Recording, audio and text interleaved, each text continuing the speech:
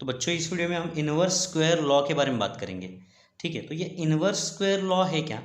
तो दोस्तों देखिए यहाँ पे centripetal force is inversely proportional to r square, या फिर आप बोल सकते हो कि gravitational force is inversely proportional to r square. इसी को दोस्तों इनवर्स स्क्वायर लॉ बोला जाता है। ठीक है, centripetal force is inversely proportional to square of radius.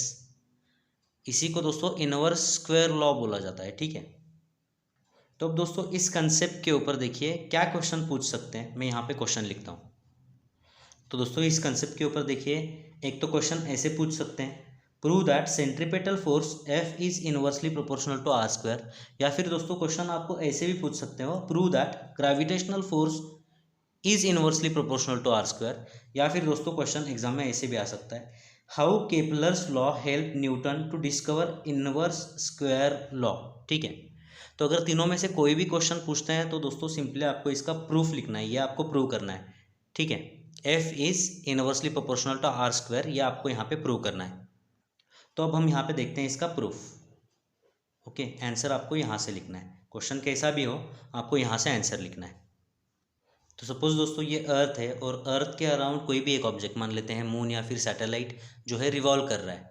ठीक है, और ये जो ऑर्बिट है, इस ऑर्बिट की रेडियस हम यहाँ पे एज्यूम करते हैं आर। तो इस ऑब्जेक्ट को सर्कुलर मोशन करने के लिए एक फोर्स की ज़रूरत होगी दोस्तों, जिसको कि हम सेंट्रीपेटल फोर्स बोलते हैं। ठीक है, और ये सेंट्रीपेटल फोर्स की डायरेक्शन क्या होनी चाहिए? Along the radius and towards the centre. तो ये सेंट्रीपेटल फोर्स कौन प्रोवाइड कर रहा है? यहाँ पर ये centripetal force gravitational force provide कर रहा है। अर्थ इस ऑब्जेक्ट पर एक फोर्स इस डायरेक्शन में लगा रही है, जिसको कि हम ग्रेविटेशनल फोर्स बोलते हैं। यही दोस्तों सेंट्रीपेटल फोर्स है यहाँ पर। ठीक है, तो ये ग्रेविटेशनल फोर्स या फिर centripetal force is inversely proportional to ये आर स्क्वायर, ये हमें यहाँ पे प्रूव करना है। ठीक है, तो सबसे पहले लास्ट वीडियो में दोस्तों हमने देखा था कि सेंट्रीपेटल फोर्स का जो फॉर्मूला है, मैग्नीट्यूड है, वो हम कैसे निकालते हैं? F is equal to m v square upon r. इस फॉर्मूले से दोस्तों हम सेंट्रीपेटल फोर्स निकालते हैं।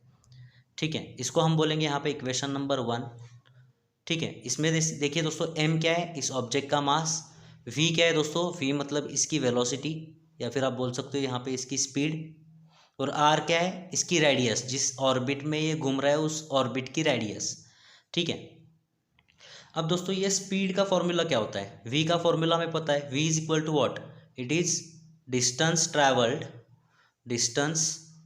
Travelled upon what? Upon time taken. Speed क्या होता है दोस्तों? Distance travelled upon time taken होता है ना। ठीक है, ओके, तो ये जो ऑब्जेक्ट है, इस ऑब्जेक्ट के एक रिवॉल्यूशन के बारे में अगर हम बात करें तो एक रिवॉल्यूशन के लिए लगने वाला जो टाइम है उसको हम क्या बोलते हैं? उसको हम बोलते हैं टाइम पीरियड। ठीक है, तो एक रिवॉल्यूशन के लिए कितना टाइम लगेगा दोस्तों? Time period. तो डिनोमिनेटर में एक रिवॉल्यूशन के लिए हम यहाँ पे कैपिटल टी लिखेंगे। एक रिवॉल्यूशन के लिए ये फॉर्मूला क्या होगा? Time taken is time period. और एक रिवॉल्यूशन में दोस्तों ये ऑब्जेक्ट ने कितना डिस्टेंस कवर किया? देखिए, यहाँ से इस ऑब्जेक्ट ने एक रिवॉल्यूशन में इतना डिस्टेंस कवर किया। ठीक है, तो ये डिस्टेंस किसके बराबर है? ये डिस्टेंस है सरकमफरेंस ऑफ सर्कल के बराबर है। और सरकमफरेंस हम किस फॉर्मूले से निकालते हैं? सरकमफरेंस हम निकालते हैं 2πr फॉर्मूले से। ठीक है, ओके, तो यहाँ पे क्या होगा? डिस्टेंस ट्रैवल्ड, एक रिवॉल्यूशन में ये ऑब्जेक्ट ने 2πr डिस्टेंस ट्रैवल किया, और उसको लगने वाला जो टाइम है वो है कैपिटल टी, टाइम पीरियड। ठीक है, अब हम क्या करेंगे दोस्तों, ये जो वैल्यू है v की, इस v के वैल्यू को हम इक्वेशन नंबर 1 में पुट करेंगे और उसको सिंप्लीफाई करते जाएंगे, हमें ये मिल जाएगा। ठीक है, तो ये पहले 2 स्टेप्स आपको ध्यान में रखने हैं ताकि आप ये जो प्रूफ है इसके तक पहुंच सको। तो दोस्तों ये जो वैल्यू है इसको हम यहाँ पे पुट करेंगे। ठीक है, ओके, इसको यहाँ पर पुट करने पर आपको क्या इक्वेशन मिलेगा? देखिए, F is equal to m, v की जगह पर दोस्तों 2πr अपॉन टी पुट करना है। तो यहाँ पे देखिए v का स्क्वायर है, तो 2πr अपॉन टी इसका स्क्वायर होगा, डिवाइडेड बाय दोस्तों होगा यहाँ पे आपको मिलेगा r। ठीक है, ये वैल्यू आपने यहाँ पे पुट की है। ओके, तो इसको हम अब सिंप्लीफाई करेंगे। तो हमने देखिए दोस्तों यहाँ पे v के वैल्यू को पुट किया है, m v square by r था, यहाँ पे v के वैल्यू को पुट किया है, तो इसको सिंप्लीफाई करना है अब हमें। सो m इंटू 2πr, इसका स्क्वायर करना है, 2 का स्क्वायर हो जाएगा दोस्तों 4, पाई का स्क्वायर हो जाएगा पाई स्क्वायर और आर का स्क्वायर हो जाएगा आर स्क्वायर। ओके, ठीक है। डिवाइडेड बाय क्या होगा दोस्तों, यहाँ पे डिवाइडेड बाय होगा टी स्क्वायर और यहाँ पे डिवाइडेड बाय हो जाएगा आर। ठीक है, अब ये जो टी स्क्वायर है दोस्तों, इसको हम यहाँ पे नीचे लिख सकते हैं। ठीक है, तो आपको ये क्या मिलेगा, देखिए 4m, ठीक है, पाई स्क्वायर ये हो जाएगा आर स्क्वायर डिवाइडेड बाय ये हो जाएगा आर इंटू ये टी स्क्वायर यहाँ पे लिखते हैं हम। ठीक है, अब सिंपली यहाँ पे एक आर से एक आर कैंसिल हो जाएगा दोस्तों।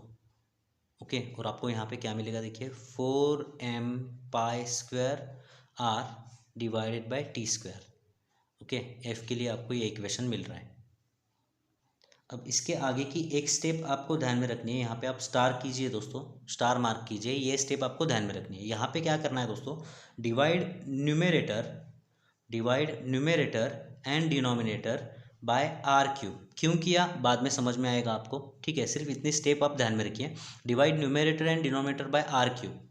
तो यहाँ पे दोस्तों न्यूमेरेटर और डिनोमिनेटर को अगर आप आर क्यूब से डिवाइड करोगे तो ऊपर आपको मिलेगा, देखिए 4m pi square r divided by r cube मिलेगा, और यहाँ पे आपको मिलेगा डिनोमिनेटर में t square by r cube.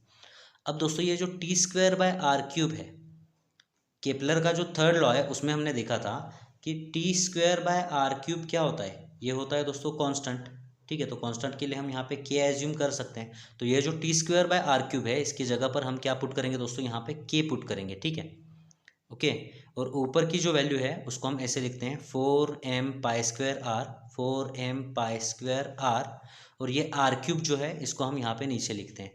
अब फिर से दोस्तों ये आर को यहाँ पे देखिए आर क्यूब लिखना था, यहाँ पे एक आर को ये एक आर कैंसिल हो जाएगा और यहाँ पे बचेगा आर स्क्वायर। ठीक है, अब फिर से एक बार ये एफ का इक्वेशन हम लिख के लेते हैं। देखिए दोस्तों 4 into m into pi square divided by k into what r square.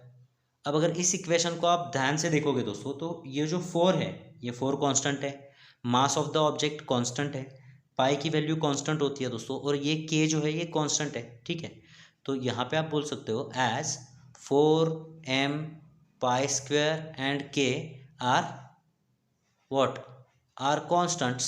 ठीक है, तो ये कांस्टेंट है तो ये इक्वेशन हम ऐसे लिख सकते हैं, एफ इज इक्वल टू, ये कांस्टेंट है ना तो इसको हम यहाँ पे लिख सकते हैं कांस्टेंट इनटू ये जो है आर स्क्वायर। इसको कैसे लिखना है, डिनोमिनेटर में तो हम यहाँ पे क्या करेंगे 1/r स्क्वायर लिखेंगे। ठीक है, ये देखिए यहाँ पे ये जो है इसकी जगह पर हमने यहाँ पे कांस्टेंट लिखा हुआ है, और ये जो है 1/r स्क्वायर इसको यहाँ पे लिखा हुआ है। ठीक है, अब इज इक्वल टू और कांस्टेंट जो अगर आपको कहीं दिखेगा तो उसकी जगह पर आप प्रोपोर्शनलिटी साइन को रख सकते हो। ठीक है, तो इज इक्वल टू और कांस्टेंट अगर आपको कहीं पे दिखेगा तो इसकी जगह पर आप प्रोपोर्शनलिटी साइन को रख सकते हो, ये हम लास्ट कुछ वीडियो में देख चुके हैं। ठीक है, तो अब दोस्तों देखिए यहाँ पे F is what proportional to क्या होगा 1/r स्क्वायर, मतलब F is inversely proportional to r square. यहाँ पे दोस्तों ये जो चीज़ है ये प्रूव हो जाती है। ठीक है, सो आप बोल सकते हो यहाँ पे hints it is what proved. Okay, तो यहाँ पे दोस्तों ये इनवर्स स्क्वायर लॉ ये कंसेप्ट खत्म होता है। नेक्स्ट वीडियो में दोस्तों हम अर्थ ग्रेविटेशनल फोर्स के बारे में बात करेंगे। ठीक है, तो मिलते हैं दोस्तों आपसे अगली वीडियो में। धन्यवाद।